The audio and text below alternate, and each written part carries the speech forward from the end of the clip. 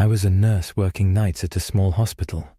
Most shifts were uneventful, but there was one patient I'll never forget.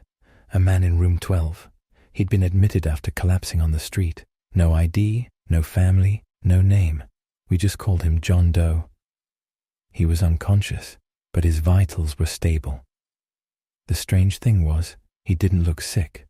No injuries, no signs of illness, just lifeless. Still, something about him gave me chills. The other nurses avoided his room, saying it felt off, but I didn't have a choice. I was assigned to him that night. Around 2 a.m., I went in to check his IV. As I stepped inside, the air felt heavy, and the room was freezing cold. His heart monitor beeped steadily, but I swear I heard a faint whisper. I glanced at him. His eyes were open, staring right at me. "Help me," he rasped, his voice barely audible. I froze. He hadn't moved or spoken since he was admitted.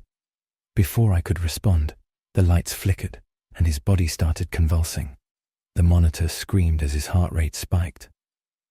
I called for help, but when I turned back, he was sitting upright, his face inches from mine. "You shouldn't have come here," he said, his voice deep and unnatural.